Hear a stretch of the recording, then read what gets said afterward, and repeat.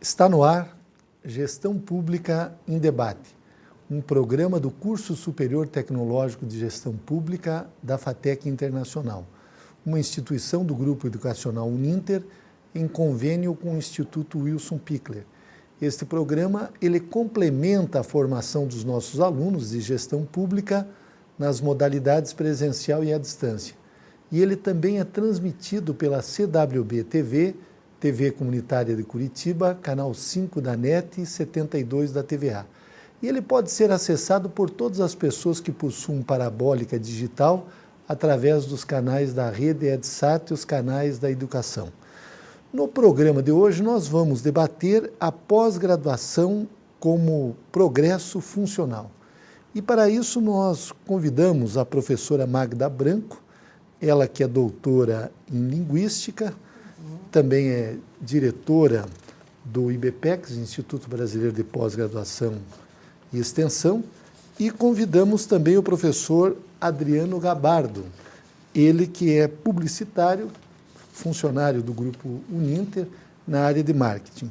A professora Magda Branco, ela é graduada em Psicologia, ela tem extensão em capacitação de tutores para educação à distância pela Faculdade Internacional de Curitiba. Ela é mestre em Engenharia da Produção, com ênfase em mídias do conhecimento pela Universidade Federal do Paraná e é doutora em Linguística Aplicada e Estudos da Linguagem pela PUC de São Paulo. Ela é professora aqui do Grupo Educacional Uninter e apresenta, junto com o professor Adriano Gabardo, o programa Momento IBPEX. O professor Adriano Gabardo, como eu disse, ele é formado em Comunicação Social pela Universidade Federal do Paraná, ele é publicitário, ele tem pós-graduação em Desenvolvimento Pessoal e Familiar pela Universidade La Sabana, da Colômbia, e também pela Universidade Estadual de Ponta Grossa, e em Psicodrama pela Sociedade Paranaense de Psicodrama. Também, como a professora Magda, ele tem experiência na área de psicologia com ênfase em processos grupais e comunicação. Professora Magda, professor Adriano, é um prazer muito grande tê-los em Gestão Pública em Debate. Eu sempre acompanho o programa de vocês, Momento IBPEX, e sei da qualidade deste programa, que ele está disponível através dos canais da rede EdSat, pelas antenas parabólicas e aos nossos alunos também de graduação e pós-graduação. Eu gostaria, começando com a senhora, professora Magda, eu gostaria que a senhora nos dissesse qual é a importância de um servidor público, de um funcionário público, da sua capacitação, da sua graduação, em especial da pós-graduação. Nós estamos vivendo um momento na história humana, da sociedade da informação, de que o conhecimento ele se multiplica muito rapidamente. Perfeito. Então, um profissional formado há 15, 20 anos, se ele não se atualizar, ele em pouco tempo está fora do mercado. Gostaria que a senhora fizesse essa abordagem como psicóloga, como professora, mestre, doutora nessa área, a importância, por que o nosso servidor público que passou num concurso, tem uma carreira, por que ele deve continuar se capacitando, já que o emprego dele, se não tiver nenhum problema, está assegurado aí até o final da vida. É verdade. Então, olá a todos, é um prazer muito grande, professor Jorge, estar aqui com o senhor e juntamente com o Adriano, não é, que compõe aí esse programa Momento IBPEX, que vai ao ar, como o senhor disse, toda terça-feira. Então, eu trabalho no IBPEX, não é, como o senhor disse, ocupando lá um lugar, não é, junto à coordenação da área empresarial, não é? E dentro da área empresarial, então, nós temos a oportunidade de oferecer também cursos em todo o Brasil. Dentre esses cursos, vários que podem atender vocês também. Mas, então, agora, me dirigindo à sua pergunta, vou responder como psicóloga. Inicialmente como psicóloga. O professor Jorge disse, então, que no caso do servidor público, o emprego está garantido. Pois é. Então, a questão de ficar sem emprego, de ficar sem a remuneração e sem a condição de sustentar a sua família, isso tudo está assegurado, no seu caso, o servidor público. Mas há uma questão muito importante que precisa ser considerada e levada em consideração, que é justamente a motivação que o ser humano precisa ter de acordar de manhã cedo com a sensação de que algo diferente está fazendo, não é? Então, não é porque o servidor público tem o seu trabalho garantido que ele não deve buscar uma formação continuada. Nessa formação continuada, estando ele em sala de aula, estando ele no ambiente de estudo, ele estará tendo a oportunidade de ventilar os seus conhecimentos, as suas informações, não é? Ampliar a capacidade de continuar saudável dentro do aspecto neurológico e psicológico. Porque sabemos, não é, professor Jorge, assim como o nosso corpo padece com o tempo e em detrimento do mau uso ou do não uso, o nosso cérebro da mesma forma. Então, a ciência está aí para comprovar que é de suma importância que nós venhamos a desafiar o nosso cérebro cada vez mais para que ele se mantenha vivo, ativo, atuante e, acima de tudo, mantendo, não só a carcaça física, mas também essa carcaça emocional de forma saudável. E quem passou por uma doença, quem passou por momentos em que teve um familiar então acamado, quem sabe por falta de atividade, por falta de motivação, sabe o quanto é doloroso ter alguém lá, não é, que não participa mais da vida familiar, da vida no trabalho, da vida social como um todo. Assim sendo, finalizando a minha resposta, como psicóloga eu digo assim, sempre que tivermos a oportunidade de nos atualizarmos através de um livro, através de um curso, seja lá do que for, que encaremos essa possibilidade, esse desafio, porque estaremos, então, nesse desdobramento, tendo a condição de reativar a motivação, a autoestima e a saúde que cabe a cada um de nós. E dentro do lado, então, cognitivo, social, a importância de estarmos participando do crescimento da nossa nação, não é, professor Jorge? Correto. Que nós precisamos de pessoas que estudem, pessoas que tenham um senso crítico, que tenham uma massa crítica, e a gente só consegue questionar, solicitar, reclamar, não é? Tomar para si ou para os outros a partir do conhecimento.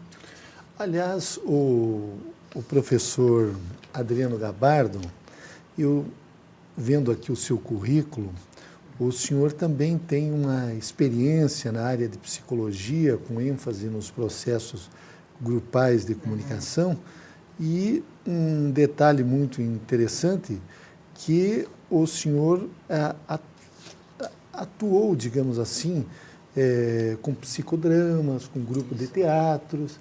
Isso também complementa a formação profissional, porque dá um viés, um enfoque diferente daquilo que a pessoa está fazendo no seu dia a dia.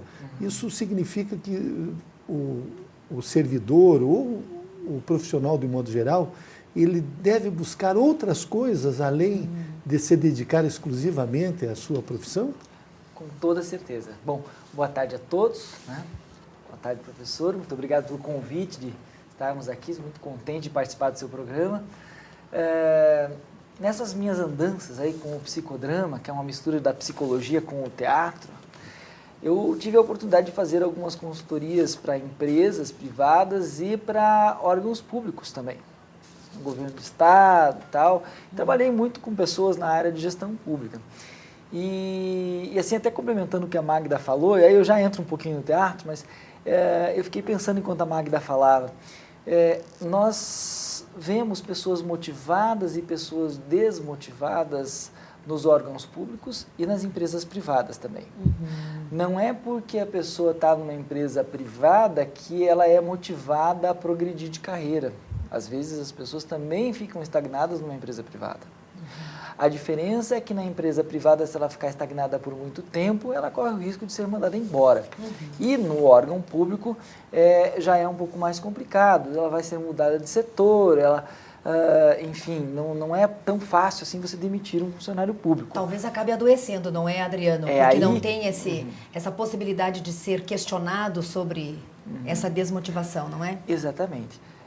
As pessoas com quem eu encontrei, onde eu fiz desenvolvimento de equipes dentro de órgãos públicos, né, consultoria de projetos, você via muito claramente essas pessoas motivadas, essas pessoas que sempre estavam procurando se aperfeiçoar, que quando tinha algum curso disponível, dizia, não, eu quero participar. Né? Aquela pessoa que está sempre candidata a participar dessas coisas.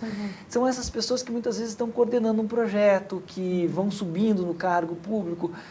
Tudo bem que nós temos uma progressão que é de acordo com o tempo, mas quando você pega um cargo de confiança, não é só política. Não é só politicagem, no mau uso.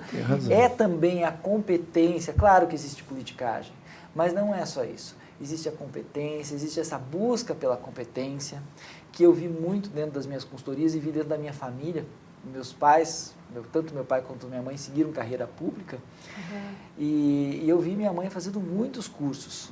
E a diferença entre você ser um funcionário público que não fez um curso e um que fez um curso é que você começa a entender de projetos, você começa a participar de outras, ser chamado, ser requisitado, começa a ser referência. E quanto a outra questão que o senhor me perguntou, né, sobre a gente desenvolver outras habilidades, né? Então, o psicodrama, além de me dar essa possibilidade de fazer consultoria para desenvolver as equipes, me deu a possibilidade de refletir sobre mim mesmo e eu ajudo as pessoas a refletirem sobre a questão da criatividade e da espontaneidade. O psicodrama, quando leva o teatro como mecanismo para o desenvolvimento psicossocial, ele traz o teatro como ferramenta. E é impressionante como as pessoas se libertam de paradigmas, de conservas, e elas começam a achar novas soluções para a sua própria vida. E o fato de você, de repente, ter como hobby, no meu caso, eu tenho um grupo de teatro que eu participo, né, de teatro espontâneo. Que aceita convites, né, Adriano? Que aceita convites, com certeza. Ótimo. Dia 10 pode fazer uma propaganda Pode, aqui? Claro. Dia 10 de dezembro, né, nosso grupo de teatro espontâneo vai se apresentar no Teatro da FALEC, né, uma apresentação beneficente, 1 quilo de alimento, ingresso às 8 horas da noite, aqui em Curitiba, na Matheus Lema, não vou saber o número agora. Mas, aliás, professor, nós temos entre os nossos alunos, prefeitos, vereadores, secretários municipais, deputados em todo o Brasil, e essas pessoas podem inclusive convidá-los para fazer apresentação em suas cidades, né? A ideia desse grupo de teatro é justamente trabalhar as histórias das pessoas. E aí quando você traz uma história, então quando a gente vai numa empresa ou num órgão público, né, para ajudar a desenvolver as pessoas trazem histórias. Então nós lançamos um tema lá, estilos de liderança, e as pessoas contam histórias. Ou qualidade de vida, as pessoas contam histórias. E aí o teatro representa aquela história e as pessoas podem refletir sobre esse tema. E é impressionante como o teatro ajuda nessa sensibilidade humana tão importante dentro do ambiente de trabalho, onde você aprende a se colocar no lugar do outro. Né? O quanto é importante um gestor, um funcionário público se colocar no lugar do outro. Uma promoção da empatia, exatamente. Não é? A aplicação da empatia, não exatamente. É, Adriano? Se colocar não só no lugar do cliente final, mas no lugar do seu colaborador, do seu colega, poder trabalhar em equipe, saber quando é o momento de falar, quando é o momento de esperar, saber quando que é o momento de eu coordenar um projeto, quando que é o momento de eu servir os outros, mesmo como gestor, digamos que eu seja o chefe do chefe do chefe, muitas vezes o chefe é o líder servidor, que tem que servir os outros. E fazendo um gancho, não sei se é possível, professor, professor, fazendo um gancho sobre qualidade de vida, então... Também gostaria de chamar a atenção de vocês, sei que o professor Jorge admira, eu sou também professora de yoga.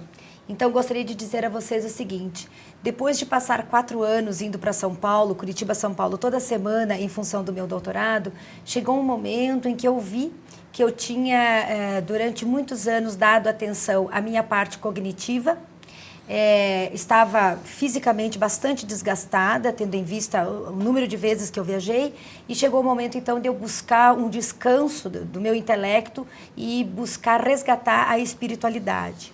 Assim busquei um curso de yoga, fiz uma formação de yoga, que também promove, fazendo um gancho com o que o Adriano disse, e quem quiser nos convidar, nós vamos os dois, né, Adriano? Você vai Certamente. com psicodrama e eu vou com yoga.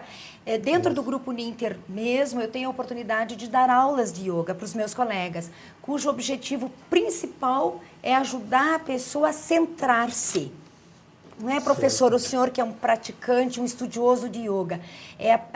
Eu fico muito feliz em poder promover momentos em que a pessoa literalmente para e tem a condição de refletir sobre ela mesma. E, na sequência, o objetivo é que a pessoa possa praticar em casa, então, alguns exercícios para que ela possa descansar a cabeça e, com a cabeça descansada, nós sabemos que poderemos produzir ainda mais. Assim sendo, se em algum momento nós pudermos falar sobre isso, será um prazer. Com certeza. É? E, assim, só complementando rapidinho, impressionante, né? Porque o teatro ele também vai mexer com o corpo. E para você poder atuar, né, quando as pessoas são convidadas a fazer uma dinâmica de grupo, um psicodrama, você tem que estar presente aqui e agora.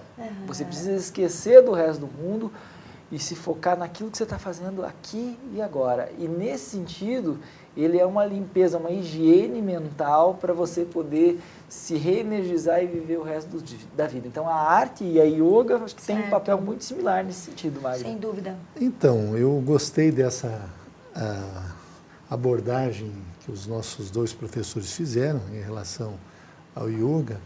Eu, além de praticar durante alguns anos, inclusive estudei a Raja Yoga, que é yoga real, mas pelo que nós conhecemos a professora Magda, ela é professora de Hatha Yoga, que é a yoga do corpo. E fiquei 26 dias na Índia estudando, professor, agora. Ah, excelente, ótimo.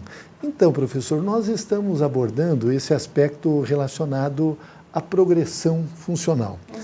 Nós sabemos que o IBPEX, que a pós-graduação, nós temos em várias etapas. Temos a pós-graduação Lato Sensu, que seriam os cursos de especialização, e temos a especialização Stricto Sensu, ou seja, o mestrado e o doutorado. O IBPEX, me parece que ele atua basicamente na graduação. Lato Sensu. Lato Sensu. Na pós-graduação. Lato Sensu, pós-graduação, com cursos na área jurídica, empresarial, saúde, educacional e ambiental. Os nossos cursos estão espalhados por todas as cidades de todo o Brasil, que é uma honra, professor Jorge. Há 10 anos eu viajo de norte a sul do Brasil, trabalhando na pós-graduação, na área da psicologia e na área educacional. E eu sempre digo para os alunos, não é? Os cursos acontecem aos finais de semana, fora de Curitiba, ocupando o sábado e o domingo. E fazendo menção com a primeira palavra que o professor Jorge trouxe hoje no programa, é extremamente importante que destinemos um tempo para a nossa formação continuada, se quisermos estarmos em tempo real, não é? Vivendo com toda essa demanda de conhecimentos que há, não só em termos profissionais, mas também em termos pessoais, exatamente. Não é? Para se sentir útil diante da sociedade. Atualmente, professora Magda, as gerações de estudantes um pouco mais experientes, digamos assim, pessoas que estão na faixa dos 50, 60 anos, elas às vezes têm algum tipo de receio de fazer uma pós-graduação, porque quando nós estudamos não tinham os TCCs, os trabalhos de conclusão de curso. É verdade. E no IBPEX, que tipo de trabalho de conclusão de curso? É um artigo científico? É uma dissertação? O que o aluno escreve quando ele faz, por exemplo, um curso de MBA em Administração Pública e Gerência de Cidades? Certo. Ele tem um período para fazer esse trabalho? Como é que ocorre esse tipo de trabalho? Que normas são adotadas para que ele receba o seu certificado de especialista naquela área? Certo. Muito tranquilo, professor Jorge. 50 anos tenho eu e me sinto super jovem. Então, se você tem 50, tem 60, venha fazer uma pós-graduação. Por quê? Porque isso implica, inclusive, em vida. em qualidade de vida, não é? E melhor vida.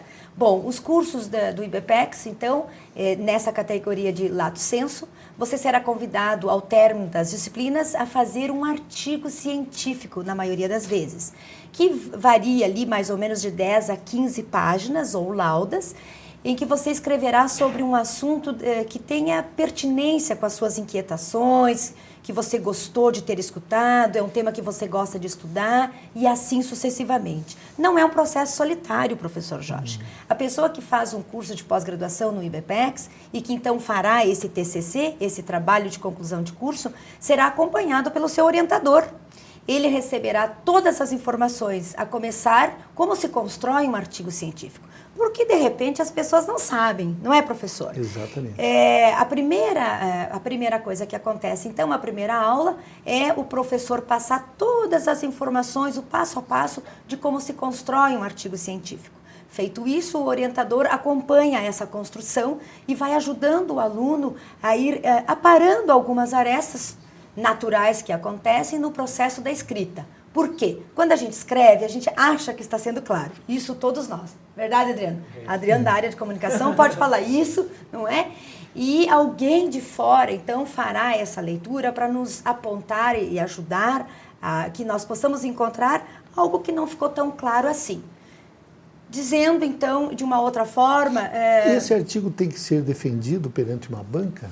Nos cursos de pós-graduação não há necessidade, professor. Basta que o aluno complete, então, a conclusão desse artigo e seja aprovado. Seja aprovado, não é? Ele receberá todas as normas que são pautadas nas normas da ABNT, mas tudo isso que eu acho assim, importante que seja posto em evidência é que o aluno em nenhum momento ficará sozinho. Se ele acha que é um processo difícil porque ele esteve, não é, algum tempo afastado do estudo, da faculdade, ao contrário, ele poderá retomar tudo isso e com muita satisfação, professor Jorge. Então, professor Adriano Gabardo, eu gostaria que o senhor abordasse, explicasse qual é o objetivo, o que se trata esse programa que nós falamos há pouco aqui, o Momento IBPEX. O senhor que é da área de marketing, formado em comunicação social, eu gostaria que vocês explicassem. Eu vejo que vocês entrevistam professores, debatem assuntos sempre de interesse do momento. Fale sobre o programa. Então, gente, o programa Momento IBPEX, ele vai ao ar todas as terças-feiras, das 5h15 às 6h15, na nossa televisão fechada aqui para todos os polos no Brasil inteiro do Grupo Mas, Ninter, na verdade, professor, ele está disponível também nos satélites. Quem tem acesso, tem parabólica digital, são 5 milhões no Brasil, podem acessar. Podem acessar pelo satélite e tem mais uma terceira forma de acessar, professor Jorge. Que é assim, se você entrar no site da Facinter, do Grupo entrar Ninter. no site do Grupo Ninter, clica em Facinter ou Fatec Internacional e lá embaixo, rolando a barra, tem Web TV. Se você clicar em Web TV, canal 2, 5 e 15, está aberto o sinal também para todo mundo. Você pode assistir no seu computador. Ao vivo. Ao vivo. Em tempo real. Em tempo real. E em breve, já fazendo uma propaganda, ele vai estar disponível também num hot site, uma biblioteca com todos os temas. O que é esse Momento IBPEX? Então, é um programa de entrevistas que a Magda e eu pilotamos, onde nós recebemos semanalmente convidados para abordar temas os mais diversos possíveis da área de conhecimento, com o objetivo não de esgotar, mas com o objetivo de estimular você que nos ouve a conhecer mais sobre assuntos diversos que impactam no seu cotidiano e que impactam também no seu desenvolvimento pessoal e profissional. Vou dar alguns exemplos de temas que nós abordamos já aqui. Neurociência e educação, neurolinguística, bom humor e mau humor, marketing pessoal, como lidar com o tempo, gestão da atenção. Certo. Então, temas assim que são de interesse de todos. Numa linguagem acessível, se você não está fazendo uma pós-graduação, não se preocupe, porque a linguagem é acessível a todos, até mostrando que uma pós-graduação não é um bicho de 7 cabeças e que é só a gente ter um pouquinho de paciência e conversar com professores bacanas, como nós temos aqui no Grupo Ninter, professores que falam e explicam muito bem, e você vai poder conhecer esses nossos professores aqui no Momento IBPEX. Então, nós entrevistamos em Gestão Pública em Debate, nesse primeiro módulo, a professora Magda Branco, ela que é doutora em Linguística, e o professor Adriano Gabardo, ele que é publicitário, e o tema foi a pós-graduação como progresso funcional. Professora Magda, professor Adriano, quero agradecer muito a presença de vocês e eu não tenho dúvidas que contribuíram na formação dos nossos alunos. Muito obrigado. Obrigada também, professor. Obrigado, professor. Um prazer. Foi um prazer.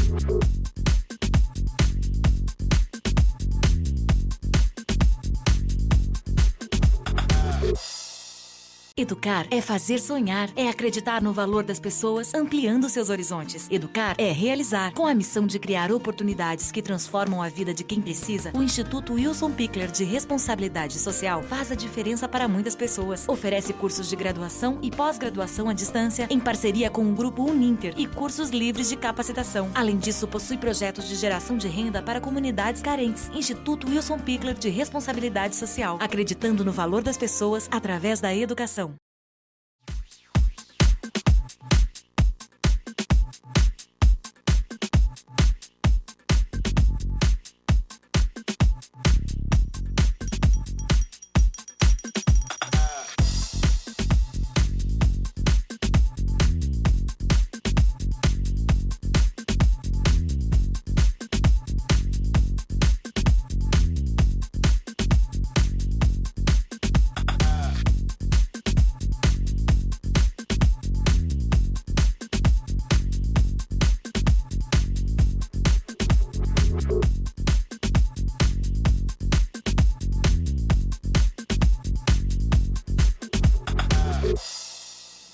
Retornamos com Gestão Pública em Debate, um programa do Curso Superior Tecnológico de Gestão Pública da FATEC Internacional, uma instituição do Grupo Educacional Uninter em convênio com o Instituto Wilson Pickler.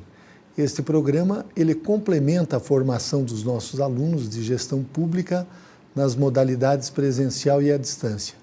E ele também é transmitido pela CWB TV, TV Comunitária de Curitiba, canal 5 da NET e 72 da TVA. E ele pode ser acessado por todas as pessoas que possuem parabólica digital em todo o território nacional, através dos canais da rede EdSat e os canais da educação. Neste segundo bloco, nós vamos entrevistar a professora Leana Carolina Ferreira, ela que é mestre em gestão urbana, e o tema será o saneamento ambiental no Brasil. A professora Leana Carolina Ferreira, como eu disse, ela é mestre em gestão urbana e graduada em gestão em engenharia ambiental pela Universidade Católica do Paraná, PUC Paraná. Ela é consultora em planos de estudo que envolve a área ambiental, como o estudo de impacto ambiental, plano de gerenciamento de resíduos sólidos, plano municipal de saneamento básico, relatório ambiental prévio, plano diretor municipal e plano local de habitação de interesse social. Professora Leana, eu quero agradecer muito a sua presença em Gestão Pública em Debate. A senhora que é uma das revelações lá do mestrado e temos certeza que em breve estará fazendo o doutorado em Gestão Urbana. Eu gostaria que a senhora abordasse um aspecto que sempre há uma dúvida.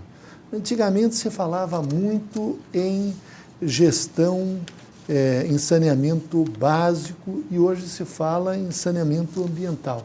Existe alguma diferença entre essas duas terminologias, já que a senhora, além de ter feito o mestrado e o seu enfoque foi essa área, a senhora também é formada em engenharia ambiental. Então, tem diferença conceitual entre as duas coisas. O saneamento ambiental ele é mais abrangente. Ele envolve o saneamento básico e outros aspectos relacionados à parte de dar maiores condições de salubridade do meio.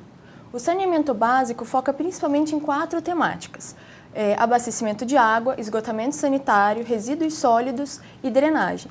Já o saneamento ambiental, ele engloba essas 4 temáticas e outras, como controle de vetores.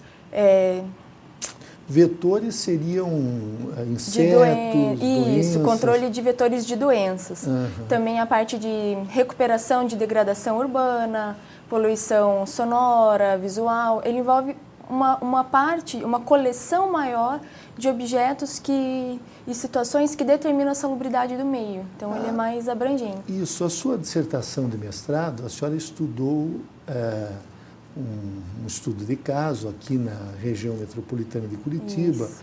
o município de São José dos Pinhais, que é um dos municípios que tem mais crescido em termos populacionais nos últimos anos. Se instalaram várias montadoras de automóveis e a senhora buscou a percepção em relação à área de saneamento, porque aqui no estado do Paraná há uma companhia de saneamento. O que basicamente a senhora descobriu na sua pesquisa e que se aplica em municípios de todo o Brasil? Então, a minha pesquisa ela teve uma abordagem no aspecto da informação e a contribuição para a gestão do saneamento básico. Então, ela não focou só no aspecto de saneamento. Então, o que a minha pesquisa objetivava? Avaliar as informações e como elas contribuíam para que essa gestão fosse mais adequada. E aí o que a gente percebeu? Para fazer essa pesquisa, eu fui dividindo em grandes temas, né, de pesquisa e subdividido em variáveis e questões. Então, eu fiquei com um total de 89 questões para avaliar as informações para a gestão do saneamento. Seriam perguntas que a senhora tinha que responder Isso. na pesquisa? Perguntas que deveriam ter uma resposta para eu, através desse conjunto de 89 questões, chegar a uma percepção de como que está as informações, se elas realmente contribuem para que a gestão do saneamento básico seja adequada no município. No caso de São José dos Pinhais, ali nós temos uma companhia estadual de saneamento que tem a responsabilidade de cuidar do abastecimento de água, a coleta do esgoto. O município, a prefeitura, ela tem um órgão específico para essa área do saneamento básico ambiental? Então, a prefeitura não tem. E a Sanepar, que é a companhia concessionária de saneamento do município, né, ela não é responsável sozinha por esses serviços. O município também é responsável. Quando o município concede os serviços a uma companhia, ele não concede a responsabilidade, ele partilha dessa responsabilidade. Se a gente pegar a lei federal de concessão, a gente vai perceber que o município é responsável sim. Se essa empresa concessionária, no caso a Sanepar, não executar os serviços adequadamente, não atender a demanda do município, o município deve sim exigir e fiscalizar esses serviços. E dependendo da situação, ele pode até romper esse contrato de concessão. Mas e outro aspecto, isso é raro acontecer, né? É raro, até porque os nossos municípios, de modo geral, eles não atentam muito para essa parte de fiscalização do que a Sanepar executa. Porque os municípios eles têm uma grande dificuldade em assumir o saneamento como responsabilidade deles. Eles delegam a Sanepar e tratam como se fosse problema exclusivo da Sanepar e não problema deles enquanto responsabilidade do município. Na área do saneamento básico, se inclui também a drenagem, ou seja, as galerias de águas pluviais. Esse aspecto a senhora chegou a investigar, professora? Investiguei. Só que de forma mais genérica, eu não detalhei muito cada um desses 4 itens do saneamento, porque a pesquisa ia ficar muito extensa. Certo. Mas a gente percebeu também que ao longo dessa pesquisa, muitas pessoas apontam que a drenagem ela não deveria fazer parte do saneamento básico. Por quê?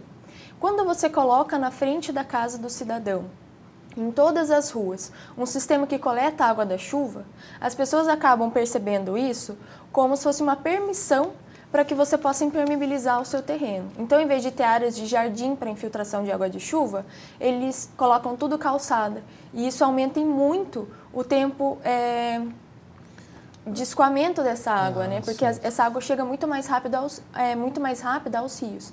E aí isso causa esses problemas de inundação, de enchente que a gente tem sofrido ultimamente.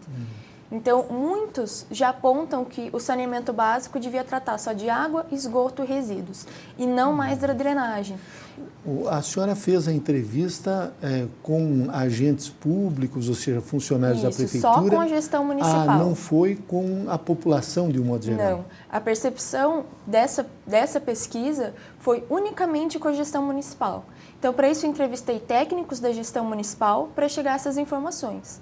Não confrontei isso com a percepção que os munícipes, né, que os cidadãos têm desses serviços. Em relação aos resíduos sólidos, o lixo, o que a senhora descobriu, ou foi objeto da sua pesquisa também? Foi, mas do mesmo modo que a drenagem, foi mais em linhas gerais, a respeito se o município tem, se não tem, porque o que eu tratava, né, o meu enfoque era se o município tem, né, informações para gerir esses serviços. A gente sabe que não é 100% da população que é atendida com água, esgoto e coleta adequada desses resíduos. Então, eu queria saber se eles têm ou não informação para tratar dessas questões, para atender a essas demandas de forma progressiva, né? Os relatórios do governo federal ainda apontam que nós temos um grande número de pessoas, mais de 70% das pessoas que vivem no meio urbano, que ainda não têm a coleta do esgoto. Agora, em relação à água, me parece que nós já ultrapassamos mais de 90% das pessoas que vivem na área urbana. Evidentemente que a sua pesquisa, o seu enfoque foi em relação às informações, mas um município como São José dos Pinhais, que foi o objeto da sua pesquisa, que sofreu um crescimento muito grande em relação às últimas décadas, mesmo em função até das indústrias que ele atraiu na área do setor automobilístico. A senhora chegou a esses números, se está atendida a toda a zona urbana com o abastecimento de água e a parcela que há de coleta do esgoto? Então, esses números são relativos, porque assim, quando a gente pergunta se toda a população urbana é atendida pelo serviço de abastecimento público de água, se a Sanepar dizer sim, 100% é atendida, só que ela desconsidera aquelas ocupações irregulares. Ou seja, as favelas... As favelas que, como sendo ocupação irregular, não têm os serviços de saneamento nem as infraestruturas que o município oferece, né? Isso então, eles não entram nesses números. Eles, por exemplo, em São José, eles afirmam que toda a população urbana é atendida com abastecimento de água. Quer dizer, esse é o discurso oficial. Isso, porque eles se referem à população regularizada.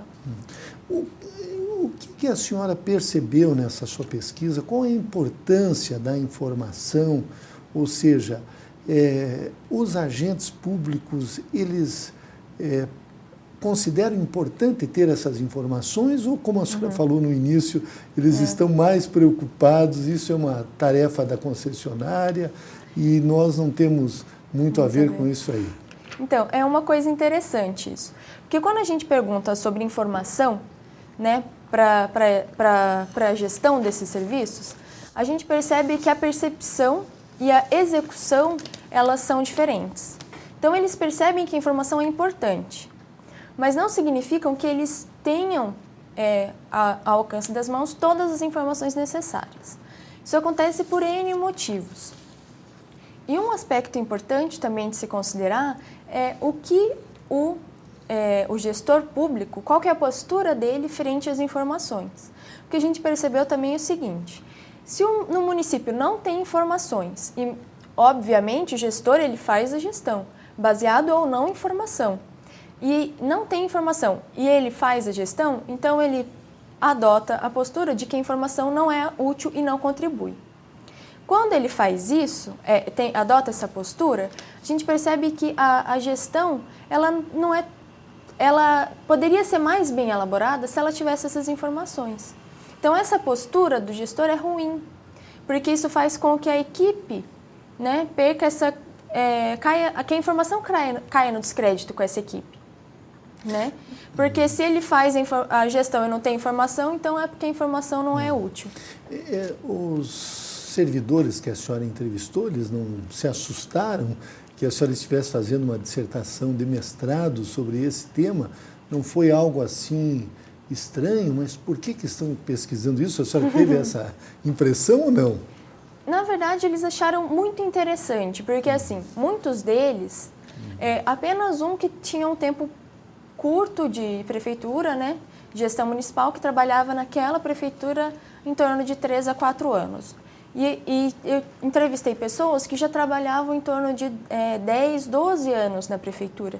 Então já trabalhou em mais de uma gestão. Certo. E aí já pôde perceber que a informação contribui muito e que é importante. E aí eles perceberam também que o relacionamento com a Sanepar é interessante, porque a Sanepar é uma fonte de informação a eles, né, que eles podem utilizar, e também que é uma parceira de trabalho, porque não adianta eles quererem colocar, por exemplo, a coleta de esgoto em toda a área urbana, se eles não estiverem trabalhando junto com a Sanepar. Então, isso é uma coisa bem interessante. E a pesquisa apontou também que, embora eles achem que a informação e os diversos tipos de informação que nós temos sejam importantes, nem sempre eles dispõem disso. Então, a gente percebeu até esse desbalanço, que às vezes eles não conseguem aquelas informações, mas eles julgam que a existência seria muito bem-vinda. E esses servidores que a senhora entrevistou, era da área de meio ambiente, de que área? Sim, todos envolvidos com os serviços de saneamento básico.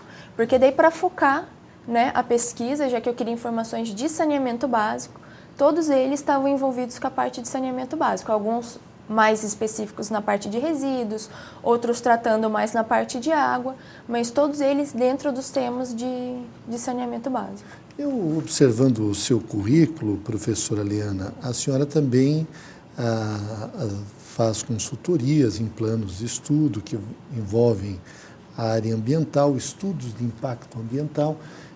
A legislação do impacto ambiental, a legislação ambiental, de um modo geral, ela já tem em torno de 20 anos, e o RIMA, que o Relatório de Impacto Ambiental, esses estudos de impacto ambiental, eles são exigidos mais em grandes obras, uma rodovia, um gasoduto, um oleoduto, um aeroporto.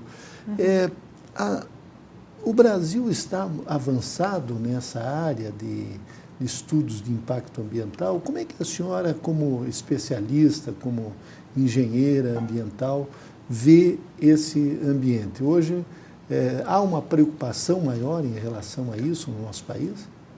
É interessante esse aspecto, porque não adianta só a gente ter uma parte legal que se preocupe com esse aspecto, né? A gente tem que ter uma postura de que isso é importante também.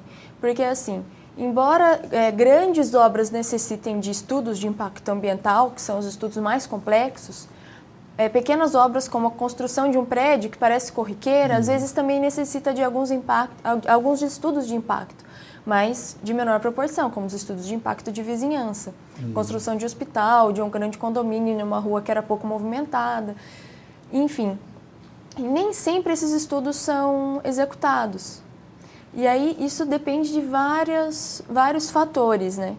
E um deles é que a adoção desse comportamento de nós todos enquanto cidadãos, né? De ver isso como importante. Porque um problema também é a gente elaborar, né? A gente tem estudos de baixa qualidade porque as pessoas julgam que isso não é importante, né? Banalizam muito a área ambiental. A senhora diz que é de baixa qualidade porque as prefeituras, os municípios que deveriam exigir esse estudo acabam não exigindo, ou também porque muitas vezes temos profissionais que não estão preparados para elaborar estudos mais profundos, seriam nesse aspecto?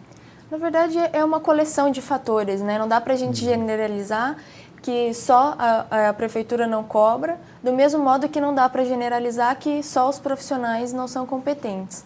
Eu acho que é uma série de fatores que a gente tem que considerar. Uma é, sim, que a prefeitura fiscalizar os projetos que ela exige é um aspecto muito importante. O problema é que ela tem que ter profissionais capacitados também para fazer essa fiscalização. Senão fica meio difícil. É como a gente pegar uma pessoa que não é da área para ver se um prédio está sendo construído adequadamente. Ela não vai saber como avaliar isso. Ela vai ver se o prédio não está caindo, deve ser porque está certo. Então a gente tem que ver esses contrapontos também, né? Uma das áreas que mais preocupam as administrações municipais é a de lixo, dos resíduos sólidos. A senhora também dá consultoria nessa área de gerenciamento de resíduos sólidos, do lixo. Nós sabemos que ainda no nosso país, são 5.563 municípios, nós temos muitos municípios com lixões a céu aberto. Essa nova legislação que nós temos, que estabelece prazos para que se tenha, mesmo aqui no Paraná, há uma política, digamos assim, para se acabar com os lixões, para se ter aterro sanitário. O que hoje há de mais moderno nessa área, já que o nosso país se tornou, em poucos anos, uma nação de classe média e, em média, cada um de nós gera 1 quilo de lixo por dia? Como é que a senhora vê esse aspecto? Então, eu desconheço as novas tecnologias para a parte de aterro. Não me especializei nessa área, então eu não posso te dizer quais são essas tecnologias mais modernas e avançadas que a gente poderia adotar. Mas, sim, essa é uma preocupação muito grande dos municípios, é uma preocupação crescente, visto que a maioria dos municípios brasileiros tem lixão a céu aberto, né? Sem cerca, sem nenhum tipo de segurança. Então, isso se transforma num grande foco de proliferação de vetores de doenças, né? Então, isso é uma preocupação muito crescente. E essa preocupação se mostra mais fortemente com as leis de saneamento, primeiramente, né? A Lei 11.445 de 2007, que estabelece que os municípios tenham que fazer o plano de saneamento básico para, por exemplo, ter acesso a recursos federais e determina um prazo, né? O decreto regulamentador da lei determina um prazo para que esses municípios tenham esse plano. E tem também a Lei de Resíduos Sólidos, né? Foi promulgada um pouco depois, que também atenta para essa questão do aterro sanitário. Então, assim, eu acho que é uma área que está crescente no município, né, no nosso meio, que é uma preocupação que se mostra cada vez mais em vista, mais em destaque, né? Eu quero fazer uma pergunta agora, professora Leana Carolina Ferreira, de caráter pessoal à senhora. A senhora é engenheira ambiental, é mestre em gestão urbana, fez a sua dissertação nessa área de saneamento. Há um debate em relação às sacolas plásticas. Algumas cidades brasileiras já proibiram as sacolas plásticas porque ela leva 200, 300 anos para se decompor na natureza. Por outro lado, nós sabemos que as pessoas não usam a sacola plástica, mas lá no seu lixo doméstico tem o saquinho plástico e continua a mesma coisa. Tem pessoas que dizem, olha, isso é uma grande jogada de marketing dos supermercados para aumentar o lixo, aumentar o seu lucro e diminuir os seus custos. O que a senhora pensa e qual a sua opinião? Já é uma resposta pessoal. O que você, particularmente, como engenheira ambiental, pensa a esse respeito? Então, eu acho que esse é um problema bem assim, né? Certo. Agora, como cidadã, né? Como cidadã, eu acho que a questão é um pouco mais complexa do que só usar ou não sacolinha. Eu acho que, assim, para ter um impacto positivo, em vez de reduzir o número de sacolinhas, a gente devia reduzir o consumo, né, que a gente tem. Consumo que, principalmente aquelas coisas que a gente acaba desperdiçando. Então, isso eu acho que era mais importante do que a gente ficar discutindo a sacolinha. Então, acho que tem uma questão muito mais interessante. Porque tem muitas pessoas defendem que a sacolinha do mercado é a sacolinha que ela usa para pôr o lixo em casa. E aí ela vai ter que comprar o saquinho plástico, que é mais caro do que a sacolinha que ela ganhava, e vai ter plástico do mesmo jeito. Então, acho que assim, para fazer diferença, acho que era mais interessante a gente diminuir a questão das embalagens. Às vezes você tem uma caixa e dentro da caixa um monte de pacotinhos menores. Então, eu acho que é esse tipo de embalagem que teria diferença. A senhora abordou um aspecto muito interessante, porque nós sabemos que o que vende o produto além do marketing, é a própria embalagem. Se tiver uma embalagem bonita, uma embalagem com chamariz, com muitas cores, normalmente as pessoas compram, porque elas acham que aquela embalagem ela traz uma satisfação visual. E isso não está se discutindo, né? Porque eles querem diminuir. Não estou discutindo de forma alguma que as embalagens devam virar preto e branco, né? Sim. O que eu estou querendo dizer é que, assim, às vezes a gente tem uma embalagem de determinado produto e dentro dessa embalagem, cada unidade embalada separadamente. Então, um pacote de bolacha que você compra a caixa e dentro da caixa você abre, cada bolachinha vem num pacotinho. Então, talvez não precisasse ser assim, né? Então, eu acho que esse tipo de coisa faria mais diferença que a gente abolir a sacolinha. Mas, claro que algumas atitudes tem gente que não gosta da sacolinha, prefere ter uma postura ecológica, daí usa sacolas retornáveis. Mas tem uma série de questões que a gente discute também. Alguns colegas da área ambiental falam que para você fazer o composto, né, todo aquele lixo que a gente gera orgânico, fazer compostagem, reutilizar isso, esse lixo não poderia ficar fechado na sacolinha plástica. Então ele fala, a partir do momento que a gente não disponibiliza a sacolinha plástica, ele vai ficar só no latãozinho, sem estar vedado. Porque ele falou que se a gente fechar na sacolinha plástica, esse material perde qualidade para virar um composto. Eu não estudei, não me especializei exatamente nessa área, mas adotando, né, a postura de que ele que trabalha com isso, que é específico nisso, Claro. Então acho que é interessante também esses outros pontos, né? Isso. Então, nós entrevistamos em Gestão Pública em Debate a professora Leana Carolina Ferreira.